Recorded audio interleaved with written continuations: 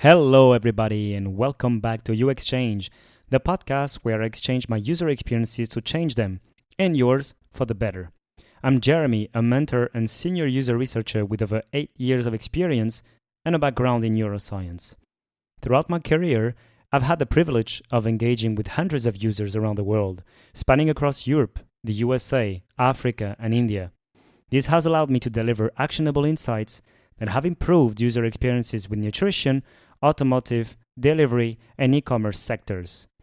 I've created this podcast with the aim of providing my mentorship and educational content, offering actionable tips, knowledge, and guidance in the realm of research, specifically focusing on UX research to anyone having an interest in this area. And I hope that you will find this episode insightful.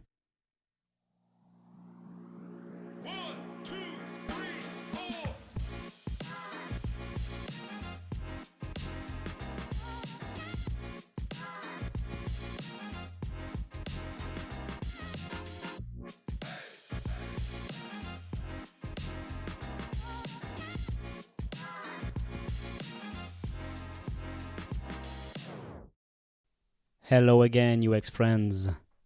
So I'm back. I'm back after a while, after I had some time to think about the podcast, future directions, and I was also onto something else. So that's why I couldn't dedicate as much time as I wanted to the podcast. Hopefully, you can understand. And it's with pleasure that I decided that I will continue with the podcast because this is something that I love.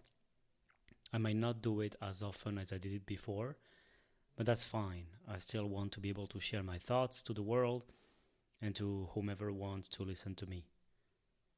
And so I also took other decisions when it comes to the podcast.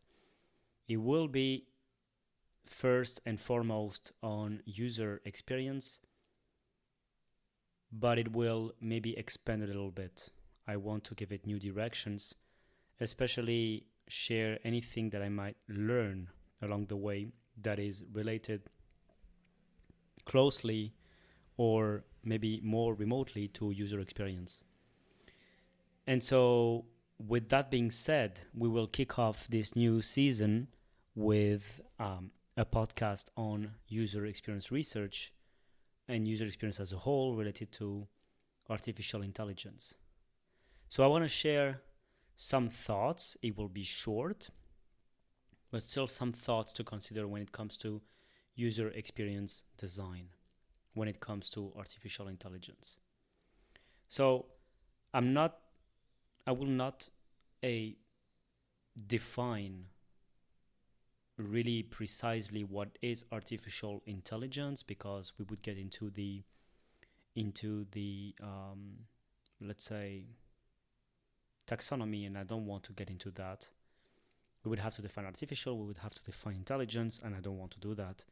I just would provide my definition of artificial intelligence, which is any behavior that is indicative from a system, a system, I would say, that approximates human intelligence. And I know this is not in the name artificial human intelligence, it's artificial intelligence, but however, this is how people tend to define it, right? So this is the most common kind of definition, and at least this is my own. This is how I understand it. With that being said, then we need to progress when it comes to artificial intelligence design.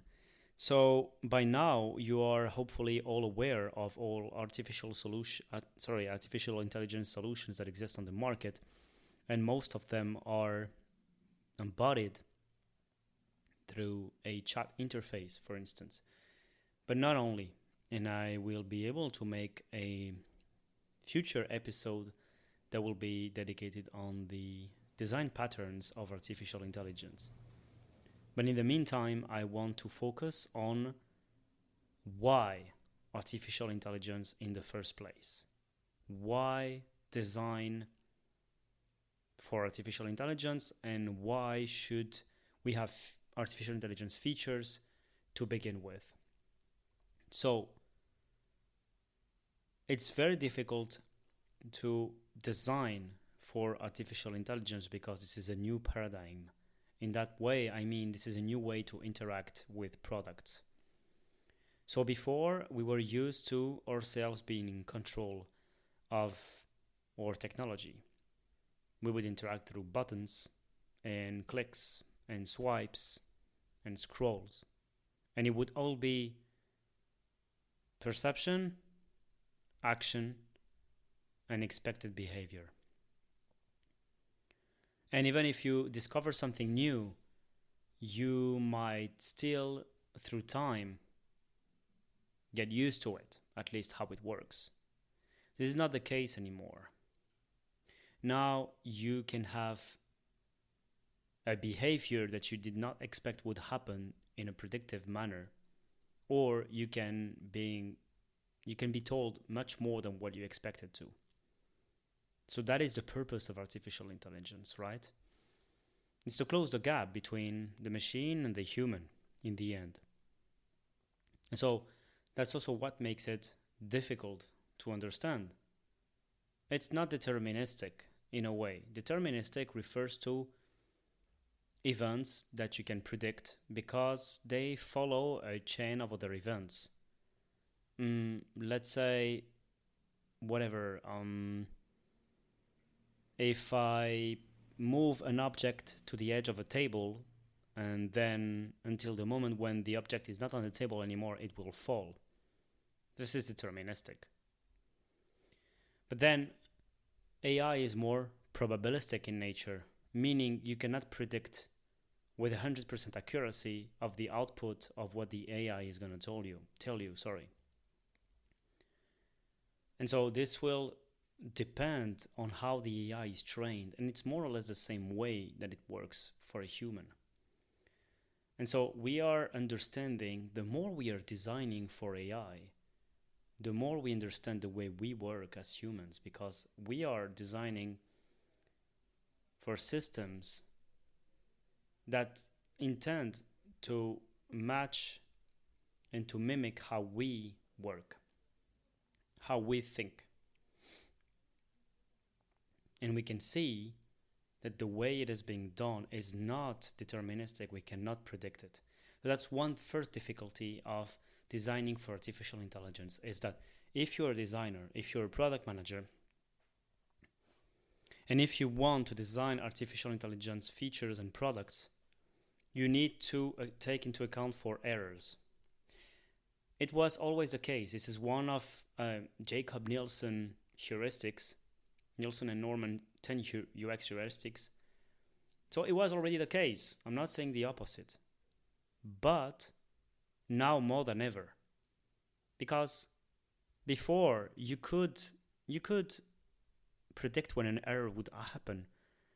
And you could predict that to the extent that you would code it.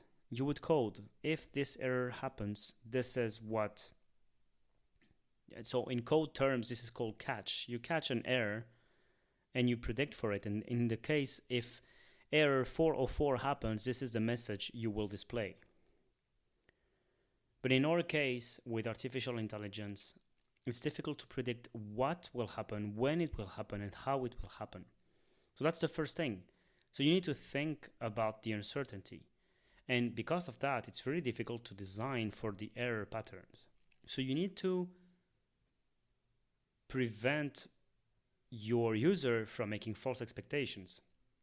So you need to tell them up front, this is what might happen.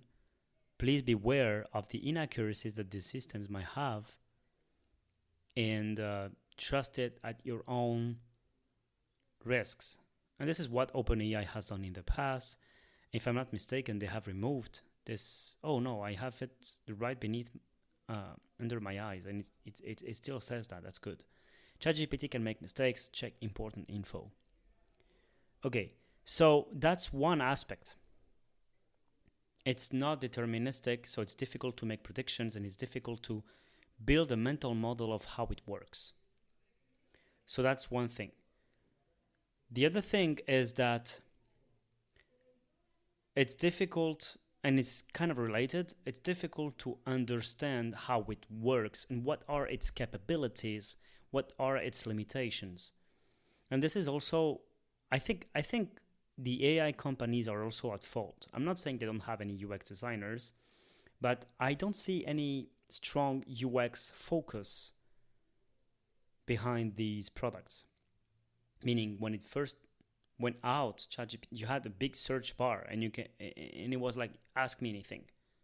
Well, what do you mean by ask me anything? We all know by now that a prompt works in a certain way, and this is something that the companies release on the side. Like, you have Claude releasing their guide for prompting, same for ChatGPT and so on. It's kind of I would say it's kind of the user guide of or computers. So they are the user guide, or computers user guides, the analogy. This is the analogy, right? However, why should I read a user prompting guide? Why shouldn't you help me build my own prompts? And why wouldn't you help me understand what are the limitations? Why can I ask you, what can I not? And why do you think it's the case? Because it's so difficult. I think even the people building ChatGPT and other similar systems don't know themselves what you can do or cannot do with it. In my opinion, I might be wrong, but I think it's really difficult for them to even get to imagine what you can do with something like this. So that's the other difficulty. It's like, how do you onboard users if you use artificial intelligence? How do you tell them, you can do XYZ, you can ask me XYZ? I think the answer to that, personally, is by having more and more narrow artificial intelligences. So it's like, for now, as we know, they might make a lot of mistakes. To avoid that, and to gauge and to prepare users for them to interact in an appropriate manner with them, we would restrict this artificial intelligence to only some intents and only some actions. So that's another topic that is related. The third one is that artificial intelligence is really, really, really broad.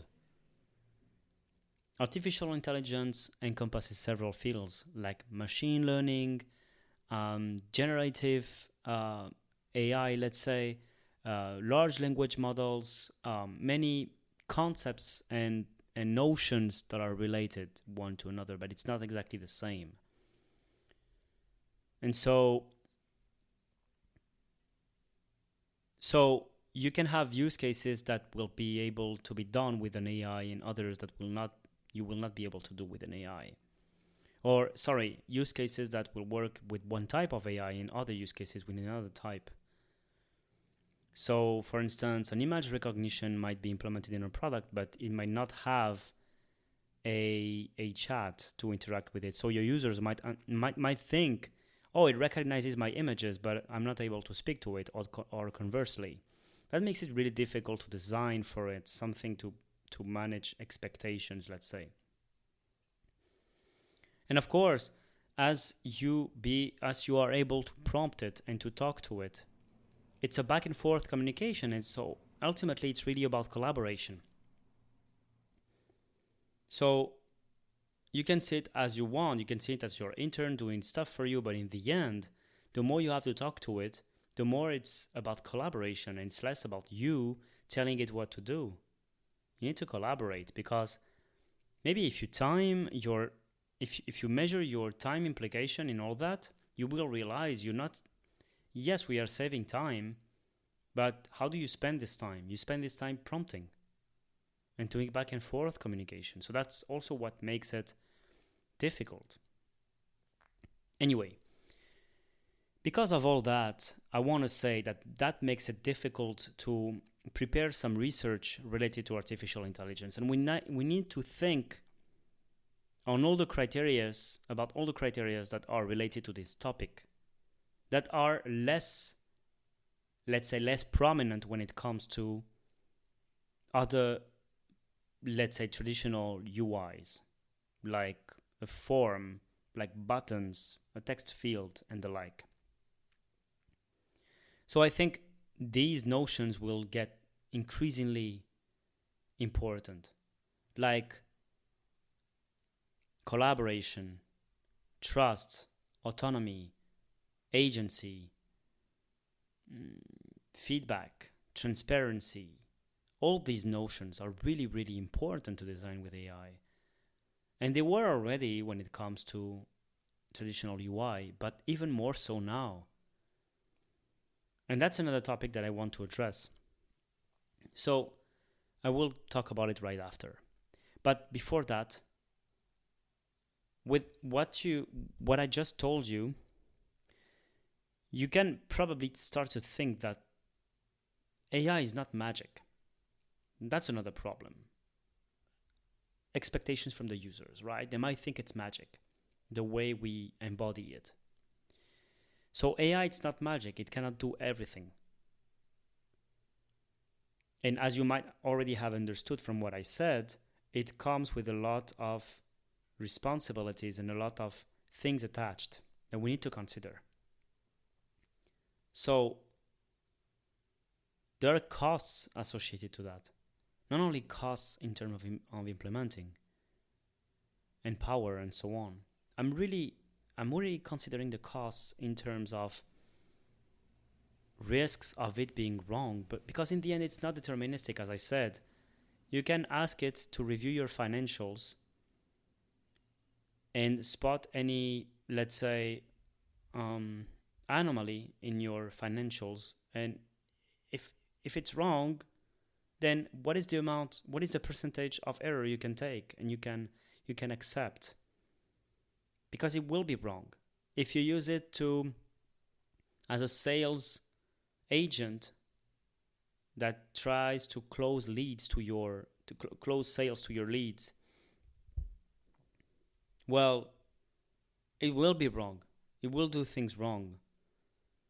A human might as well do some of the things wrong, but you can probably predict more a trained human being to close sales than an AI agent, because this human being, you have built trust towards it. That's my point. You have seen a pattern of it working. Right now, the AI agents are kind of new. That's also another topic. It's a new technology. Anyway, so with all that being said, you can probably start to understand that there are costs. By cost here, I mean risk of adopting this technology.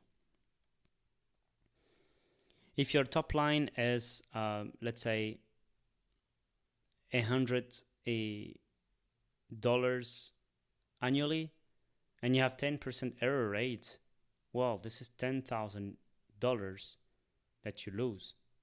Are you willing to make this sacrifice for things that are maybe not worth it? That's something to consider. Anyway, so that being said, this is not, how can I say, this is not magical. You already understood it. And so, as it's not magical, it's not able to answer all the needs of your users. If it doesn't answer all the needs of your users, it's the same as any other type of solution. One solution for one need. Or it's even more, maybe many solutions for a potential need. So we need to consider, is there even a need that is filled only by AI? That's the point that I want to make. Is AI ultimately the solution? So let's say if I want a super duper coach that helps me to achieve 10 reps at pull-ups. There are many ways to do it. I can watch YouTube videos. I can hire a coach. I can probably write my own journal and do it on my own every day with tracking. Or I might use some AI. These are different solutions, and they might not all work. There are solutions. So first of all, you need to consider, is there even a need to use AI? And the question itself is wrong. It's not, is there a need for AI? Like, what is the problem of my user? Like any other technology, you should ask yourself this question. Like any other situation, what is the problem? And then what are potential solutions? And these solutions does that make sense that we include AI in it? That's the way you should approach this question. And then the point I want to make before I wrap this up for today is AI does not rhyme with automation. There are different levels to it. You can imagine automation as repeating a task over and over and over again. A small task is significant, manual, that bores you to death and that you don't want to do. For me, these are all the criteria to automate something. AI is you add some decision making to it, but that is not deterministic. So that means if you always put A in the basket, when it's just an automation, a simple automation, you get B at the output. A leads to B every single time, 100% of times. This is automation. If you repeat the same thing over and over and over again, this is automation. The only difference is that it's not you doing it, it's a system doing it. But it's the same way of working. It can error out sometimes. I'm not saying that this is without any mistake, but it will error out for other reasons that are not intrinsic to the automation. It could be because you ran out of power. It could be because it's just because of the fact that you delegated this to something else. It could be to someone else, but it will be done the same way. And by the way, it's more trustworthy than humans in this case, because it can be run 24/7 and you don't have to pay it, or at least you paid a fee to a service, but usually you don't have to pay the same rate as a human doing it. So that's automation, predictable and repeatable. Okay, and now if we add AI to the mix, it's basically, imagine you put A and you obtain B, right? But you can tell the AI, if you have A in the basket, output B. But there are also other possible outputs, right? C and D and E. But you tell the AI, if you get A in the basket, put B in the output. The AI every time will consider A in the input and should output B or C or D or E. And sometimes it will output B, most of the time, 95% of the time. But the rest, it will, and trust me, it will, because I also design, I do automation design, and I do AI automation design. And trust me, the more you train it, the more you will be surprised to see that it will output C and D and E. It's like if a client reaches out via my chatbot and asks to book a meeting for tomorrow, use the Google Calendar tool and book the meeting. Well, 5 times out of 100, it will use another tool. It will use Gmail and it will send an email. It can happen. And so that's why in these type of cases, you need to be prepared that you need to trust but verify, and you need to design in a different manner when you use AI agents. So if you use an automation, it can run in the background without you seeing. I would always advise for you to still have a sort of feedback tool, monitoring to see what happened and where things went wrong, but when it happened. But when you use an AI, you need to be the final decision maker, at least depending on the risk. The more it's risky, like if you're using AI, for instance, to close a deal, don't do that. Don't do that. Because 5 times out of 100, you will not close the deals. And you might as well have closed them if it were you. And if those deals were like several hundred of thousands of euros, it's like to the trash.